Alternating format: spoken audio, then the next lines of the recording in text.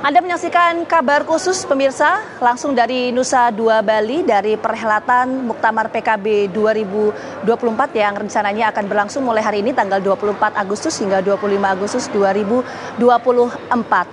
Muktamar PKB menjadi momentum bagi seluruh kader PKB, baik itu DPW dan seluruh DPC yang selama ini sudah berkontribusi penuh dalam menjalankan roda organisasi PKB untuk menjalankan fungsi demokrasi, yaitu memberikan hak suara dalam pemilihan Ketua Umum PKB periode 2024 hingga 2029. Karena memang untuk agenda dalam Muktamar PKB 2024 yaitu pemilihan Ketua Umum PKB dan juga menentukan sikap politik dari PKB untuk 5 tahun mendatang. Untuk mengetahui secara jelas bagaimana gambaran acara dari Muktamar PKB 2024, kita akan langsung diskusi bersama dengan Wasekjen sekaligus Sekretaris OC, Mas Zainul. Apa kabar, Mas? Sehat ya? Alhamdulillah sehat, Mbak Gina. Alhamdulillah sehat. Sudah gabung di Muktamar kita. Terima kasih juga Mas Zainul. Kemudian ada Bang Henry Satrio selaku pengamat politik. Apa kabar, Mas Hensat? Baik. Baik ya? Oke. Mungkin kita pertama ke Mas Zainul dulu ya. Mungkin pertanyaan publik, siapa saja sih Mas yang hadir dan diundang dalam acara Muktamar PKB 2024? Silakan. Baik, Mbak Gina. Kalau dari sisi peserta, Muktamar PKB itu diikuti oleh utusan DPW, utusan DPC, ditambah dengan pimpinan lembaga dan badan otonom di tingkat pusat. Kalau DPW ada 38 DPW, kalau DPC ada 514 DPC, kemudian untuk pimpinan Banom dan lembaga di tingkat pusat ya, kita ada kurang lebih ada 7 ditambah dengan DPC luar negeri. Totalnya 2.888 peserta karena satu DPW dan satu DPC masing-masing 5 orang. 2 dari unsur Suro, 3 dari unsur Dewan Tanfid gitu. Nah, sampai hari ini sudah 98% yang hadir. Tinggal menyisakan 11 DPC saja, itu sebagian adalah teman-teman di DPC PKB luar negeri. Jadi boleh dibilang mayoritas hadir di Muktamar PKB di Bali ini. Oke, kalau mayoritas hadir berarti artinya kan sesuai ADART bisa digelar ya muktamarnya karena lebih dari ya? cukup. Lebih dari cukup. Oke, ya. Itu untuk internal, tapi bagaimana untuk eksternal yang sudah diundang dan juga akan hadir? Kalau untuk eksternal ada ketua-ketua umum partai politik pasti gitu ya. Sudah konfirmasi ke kita untuk hadir, mayoritas hadir. Kemudian ada juga undangan untuk para kiai-kiai ya. Ada beberapa nama yang sudah hadir di tengah-tengah arena muktamar, ada Kiai Hapabi Lirboyo, kemudian ada Kiai Said Agil Siraj ya, mantan ketua umum PBNU, ada Kiai Asad Ali ya, mantan wakil ketua umum yang juga mantan wakil ketua BIN dulu.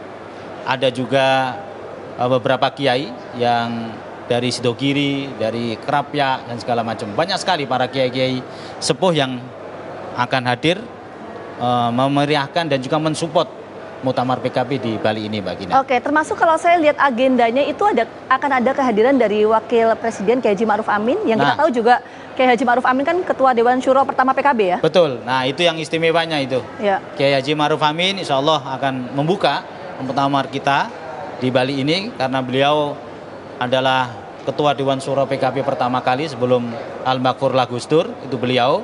Selain itu yang istimewa adalah Kiai Haji Ma'ruf Amin ini adalah Ketua Tim 5 pendiri PKB, Ketua Tim 5 yang dibentuk oleh PBNU. Beliau adalah ketuanya dan sekarang beliau hadir di tengah-tengah kita. Jadi saya kira nggak perlu dipertanyakan lagi nih legitimasi PKB terkait dengan Nahdlatul Ulama, PBNU dan lain-lain. Oke, nanti kita coba bahas itu ya. Saya mau ke Mas Hensat dulu. Mas Hensat, kalau kita melihat bagaimana sejarah PKB yang lahir dari rahim reformasi nih ya, kalau kita lihat ya. Nah, ini bagaimana sih perolehan suara dari PKB dalam setiap perhelatan pemilu ya, dari tahun ke tahun seperti apa?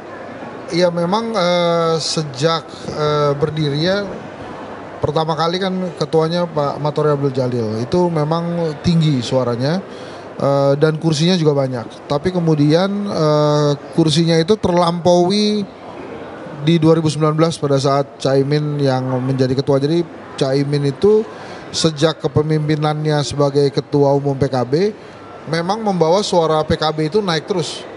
Jadi waktu itu sempat terpuruk di era Pak Alwi Shihab ya. 2009. 2009 ya. 2009 ya. 2009 tapi kemudian naik terus kan, rebound dan akhirnya per 2024 kemarin naik 10 kursi dari 58 menjadi 68 kursi. Jadi sebuah pencapaian yang luar biasa menurut saya. Dan sebagai partai yang berbasis Islam, itu dia menempatkan PKB selalu berada di nomor 1. Jadi artinya dibandingkan dengan partai-partai berbasis Islam lainnya, PKB menjadi partai yang paling besar. Dan seingat saya belum pernah lewat dari 5 besar. Bahkan yang 2024 ini peringkat keempat ya Mas ya? Peringkat keempat di bawah PDI Perjuangan, Golkar, Gerindra, dan kemudian PKB. Sebuah pencapaian yang menurut saya luar biasa. Ya, dan ini konsisten ya, 2019 menempati peringkat keempat, 2024 kemarin Pileg juga peringkat keempat ya. Kita di peringkat keempat. Peringkat keempat. Tapi apa sih yang membuat kemudian perolehan suara atau kursi dari PKB ini terus mengalami peningkatan yang signifikan, bahkan bisa mempertahankan posisi ya, di posisi keempat 2019 dan juga 2024. Apakah mesin partainya atau gimana Mas Insan? Jadi menurut saya ada beberapa kecerdikan yang dilakukan oleh Caimin. Saya mulai dari 2019 dulu.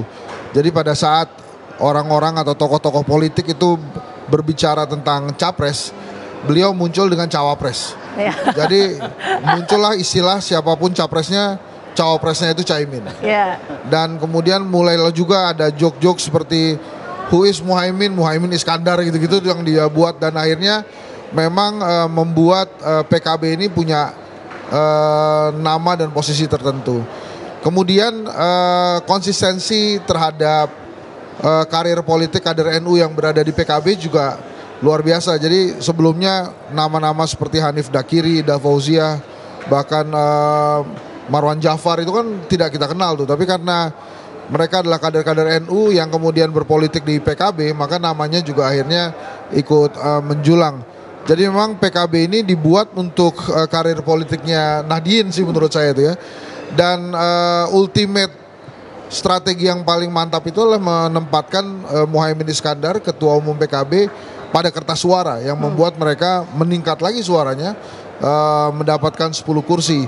Jadi memang strategi yang berbeda-beda dan mengikuti perkembangan perpolitikan itulah yang membuat PKB makin lama makin tinggi terus suaranya. Ya memang banyak sekali Nahdien yang memilih PKB. Tapi di 2024 lalu ini strategi bersama Anies Baswedan di Gerakan Perubahan itu sangat membantu PKB untuk mendapatkan kursi yang lebih banyak. Ini yang menurut saya perlu dicatat oleh pesaing-pesaing PKB ya, partai-partai politik lain, bahwa PKB ini selalu punya strategi yang berbeda di setiap 5 tahunan. Nah itu yang menurut saya jadi hal utama sosok Muhaimin Iskandar. Pemilihan sekjen saja misalnya kerap membuat kejutan. Hasan Wahid yang kemarin terpilih sebagai sekjen itu kan teman ngobrol bola saya tuh, itu tiba-tiba terpilih sebagai sekjen, anak muda yang mungkin seperti gambaran Caimin waktu terpilih sebagai sekjen waktu itu ya. Betul, Bang. Nah, betul. Bicara soal kejutan, ini pasti jadi pertanyaan publik. Ini kan agendanya adalah pemilihan ketua umum, akan ada kejutan atau enggak ya, Mas Zainul? Nah itu gimana tuh Mas Zainul? Kalau kita bicara soal proses pemilihan ketua umum nanti ya? Ya sangat mungkin ada kejutan karena PKB itu kan apa istilahnya ya, tempatnya orang berdinamika secara politik di NU itu kan selalu ada kejutan-kejutan. Saya juga tidak tahu karena itu menjadi rahasia dari pemandangan umum DPW dan DPC nanti itu yang nanti akan disampaikan di dalam forum pemandangan umum gitu. Kita juga nggak tahu nama apa yang tersimpan tuh di DPW DPC itu. Jadi ditunggu saja nanti Bang Isan. Gitu. Nah, ini strategi last minute atau enggak, tapi begini Mas Zainul, jadi pertanyaan juga adalah sejauh ini suara dari teman-teman DPW, DPC yang mana mereka ini pemilik suara sah ya nanti dalam muktamar PKB, itu siapa saja bursanya atau memang seperti apa gambarannya? Kalau sampai hari ini Mbak Gina, dari yang disampaikan oleh DPC dan DPW secara terbuka, itu memang Pak Muhaimin menempati posisi yang paling atas lah. Untuk dipercaya memimpin kembali PKB 5 tahun yang akan datang. Tapi kan itu kan belum semuanya. Nah, kita kan tidak tahu tuh nanti itu dinamikanya ya DPW dan DPC itu. Tapi kalau suara-suara mayoritas pasti menginginkan Pak Muhaimin untuk memimpin kembali. Karena dengan prestasi yang sudah disampaikan oleh Bang Hensat tadi itu, menurut saya ini prestasi terbaik sepanjang sejarah PKB, ya kan? Karena suara kita sekarang 16,1 juta. Waktu PKB berdiri kita ada di angka 13,2 juta. Jadi sudah melampaui cukup besar suara PKB dari saat pertama kali didirikan gitu. Jadi ini prestasi yang menurut saya kami para kader dan pengurus PKB layak memberikan apresiasi setinggi-tingginya kepada Gus Muhaimin. Karena berkat leadership beliau, soliditas partai terbangun sejak 2009 sampai dengan 2024 ini. Dan itu modal yang luar biasa. Karena kalau partai nggak solid, kita nggak akan bisa bekerja dengan tenang. Gitu. Oke, nah ini menarik kalau kita bicara soal perolehan suara dari PKB dalam setiap perhelatan pemilu. Kita tahu ya sejarahnya PKB ini kan lahir dari aspirasi warga NU yang menginginkan pembentukan partai politik untuk menampung aspirasi mereka. Betul. Nah, yang jadi pertanyaan publik ini sebetulnya bagaimana hubungan antara PKB dan NU? Mungkin bisa dijawab dulu, Mas Ya, jadi gini, hubungan PKB dan NU itu dirumuskan dalam 4 hubungan, yaitu hubungan historis, kesejarahan, hubungan kultural, hubungan moral, dan hubungan aspiratif. Sementara hubungan kelembagaan, organisatoris tidak ada hubungan. Dan itu ditegaskan sejak awal oleh PBNU. Jadi pada tanggal 23 Juli 98 PKB dideklarasikan, tanggal 24 hanya selang 1 hari setelah itu PBNU bikin pleno. Keluarlah risalah PBNU. Ada 9 poin. Poin ke-7 itu bunyinya adalah Partai Kebangkitan Bangsa tidak memiliki hubungan secara kelembagaan dan organisatoris dengan NU maupun PBNU. Dan sebaliknya. Gitu. Artinya apa? Bahwa memang sejak awal PBNU ini berfungsi, prosesnya adalah mendirikan PKB. Setelah PKB berdiri, PKB diserahkan sepenuhnya kepada pengurus PKB. Tidak kemudian ikut terus gitu, enggak gitu konsepnya. Kenapa? Karena Nahdlatul Ulama sudah memutuskan khitoh kembali sebagai organisasi kemasyarakatan yang tidak ikut terlibat politik praktis. Politik praktisnya diserahkan kepada PKB. Nah, gitu. Itulah kenapa sampai hari ini kita konsisten bahwa PKB bernaung di bawah Undang-Undang Partai Politik, PBNU bernaung di bawah Undang-Undang Ormas. Itu kita pegang teguh. Di setiap muktamar NU itu dijaga terus itu hubungan begitu itu. Di PKB juga begitu, setiap muktamar kita kukuhkan lagi. Itu hubungan-hubungan yang seperti itu gitu. Nah, itu kita jaga dan berkat itulah kemudian kenapa sekarang kursi PKB jadi naik.